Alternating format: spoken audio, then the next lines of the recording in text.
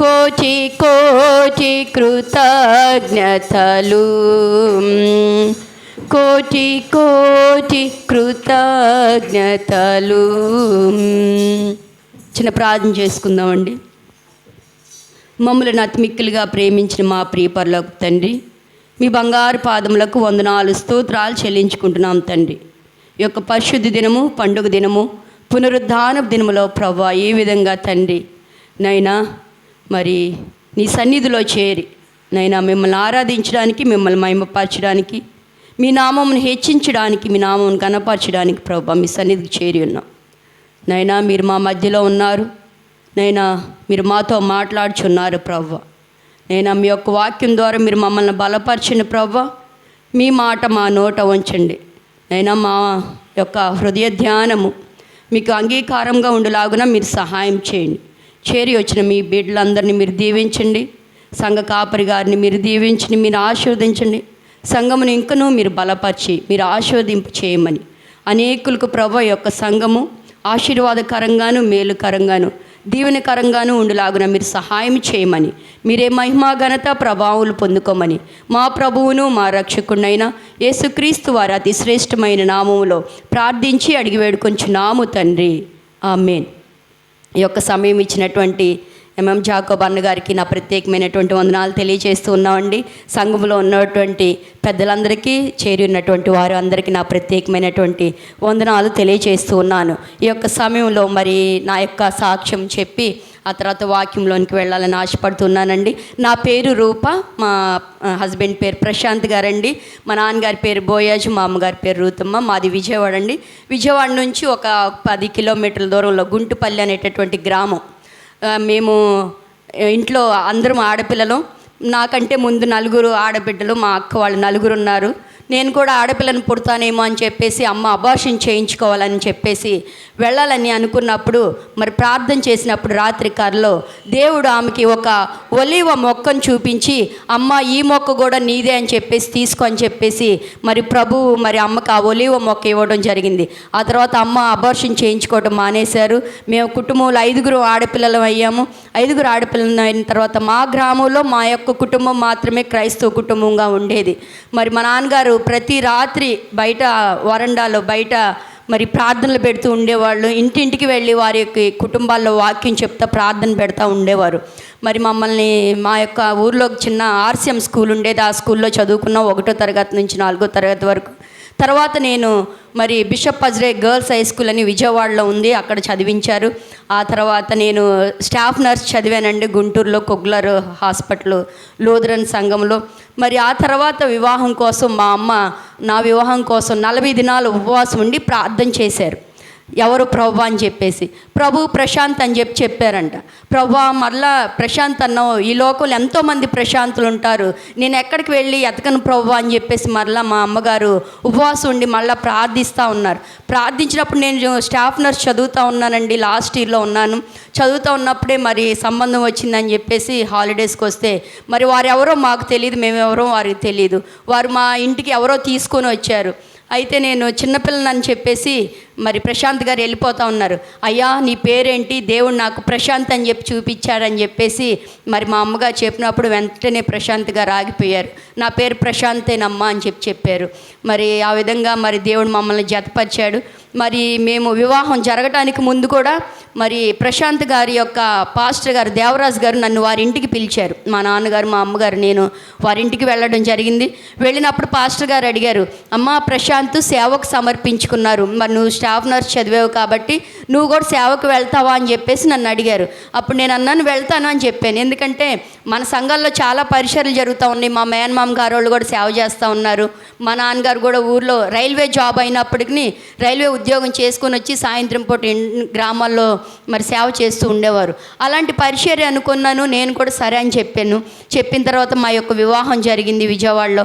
వివాహం జరిగిన ఒక వారం రోజుల తర్వాత మేము సేలంలో బేతేల్ బైబిల్ కాలేజీలో మరి మేము బైబిల్ ట్రైనింగ్ కుటుంబంగా వెళ్ళి బైబిల్ ట్రైనింగ్ చేసి వచ్చాము.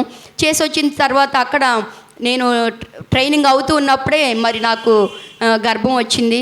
నేను అనుకున్న ఇప్పుడే చదువుతా ఉన్నా, నేను ఇంకా చిన్నపిల్లని, ఇప్పుడే గర్భం అంటే ఎట్లాగూ ప్రెగ్నెంట్ అయితే నేను వెళ్ళి అబార్షన్ చేయించుకుంటానని చెప్పేసి అక్కడ ఒక బైబిల్ ట్రైనింగ్ క్యాంపస్లోనే ఒక హాస్పిటల్ ఉంది. ఆ హాస్పిటల్కి వెళ్ళి మరి అబార్షన్ చేయించుకుంటామని చెప్పేసి డాక్టర్ని అడిగా. ఆ డాక్టర్ గారి పేరు లీడియా. వారు అన్నారు, అమ్మ నువ్వు చిన్నపిల్లవైనా ఏదైనా మేము ఉన్నాము, ఇక్కడ డాక్టర్స్ మేము ఉన్నాము, నువ్వు అబార్షన్ చేయించుకోవద్దని చెప్పారు. వారు చేయలేదు. మేము ఇంటికి కాలేజీకి వెళ్ళిపోయాం. కాలేజ్ తర్వాత క్రిస్మస్ హాలిడేస్ కానీ ఇంటికి వచ్చాం. క్రిస్మస్ హాలిడేస్లో ఇంటికి వచ్చినప్పుడు మేము అక్కడ ఉన్నటువంటి గవర్నమెంట్ హాస్పిటల్స్కి వెళ్ళడం మొదలైంది, అబార్షన్ చేయించుకోవడం కోసం అని చెప్పేసి. మరి ఎవరు, మా అమ్మకి మా అత్తగారికి కూడా మేము ఎవరని చెప్పలేం. మా అమ్మగారు మా అత్తగారి ఇంటికి వచ్చారు. వారిద్దరు ఫ్రెండ్స్గా ఉండేవాళ్ళు, ఇద్దరు కలిసి ప్రార్థన చేస్తూ ఉన్నారు. నేను ప్రశాంత్ గారు ఇద్దరం కలిసి హాస్పిటల్కి వెళ్ళి వచ్చిన తర్వాత, ఎక్కడికి వెళ్ళి వచ్చారు మీరు, దేవుడు మీకు కుమారుడిని ఇస్తానన్నాడు, అతని పేరు లోదర్ అని చెప్పేసి చెప్పాడు, నువ్వు ఎక్కడికి వెళ్ళా అని చెప్పేసి అడిగారు అమ్మ. నేనన్నా ఇట్లా అబార్షన్ చేయించుకోవడానికి వెళ్ళాను అని. నీకేం తిట్టారు, వాళ్ళు పెద్దవారు కదా. తర్వాత మళ్ళీ మేము క్రిస్మస్ హాలిడేస్ అయిపోయి బైబిల్ కాలేజ్కి వెళ్ళి అక్కడ వారి అందరికీ చెప్పాం, దేవుడు నాకు కుమారుడిని ఇస్తానన్నాడు, ఆయన పేరు లోదర్ అని చెప్పేసి చెప్పాడని చెప్పేసి నేను వారందరికీ చెప్పాను. తర్వాత ఇంటికి వచ్చిన తర్వాత కాలేజ్ అయిపోయిన తర్వాత నా డెలివరీ అయింది. నా డెలివరీ రోజు సిజరీన్ అయింది. నాతో పాటు ఒక 30 మంది డెలివరీ అయ్యారు రైల్వే హాస్పిటల్లో. మా నాన్నగారు రైల్వే ఉద్యోగస్తులు కాబట్టి నన్ను కూడా రైల్వే హాస్పిటల్లో నేను డెలివరీ చేస్తే, ఆ రోజు 30 మందిలో అందరికీ ఆడపిల్లలే, నాకు ఒక్కదానికే దేవుడు కుమారుడిని అనుగ్రహించారు. హల్లెలూయా, దేవుని నామానికి మహిమ కలుగును గాక. అంతేకాకుండా నేను ప్రార్థన చేశాను. మా తోటి కోడలు వాళ్ళిళ్ళు రూప నల్లగా ఉంటుంది మరి, కాబట్టి నా పిల్లలు తెల్లగా ఉన్నారు, రూపా పిల్లలు నల్లగా పుడతారు, ఎందుకంటే నల్లగా ఉంటుంది కదా, తోడుకోడళ్ళు ఉంటారు కదండి ఎక్కేసేవాళ్ళు అని అన్నప్పుడు నేను ప్రార్థన చేశా, ప్రవ్వా ఇలా ఎగతాళి చేస్తూ ఉంది, నల్లగా పుడతారు, నల్లటి పిల్లలు పుడతారు అని చెప్పేసి ప్రవ్వా అని చెప్పేసి నేను ఏడ్చి ప్రార్థన చేసినప్పుడు పుట్టుమచ్చు కూడా తెల్ల పుట్టుమచ్చుతో నా కుమారుడు పుట్టాడండి. నల్ల పుట్టు మచ్చ పుట్టలేదు, తెల్ల పుట్టు మచ్చ, అది ఎడం భుజం మీద ఇప్పటికీ ఆ తెల్ల పుట్టు మచ్చ అట్లానే ఉంది. నల్లటి జుట్టుతో ఏ మచ్చ లేకోకుండా తెల్లగా పుట్టడానికి దేవుడు కృపను అనుగ్రహించాడు. ఇప్పటికీ అట్లానే ఉన్నారు బిడ్డలు ఇద్దరు. దేవుడు గొప్ప కార్యాలు చేస్తాడు. ఆ తర్వాత మేము పరిచర్యకు వెళ్ళాలి.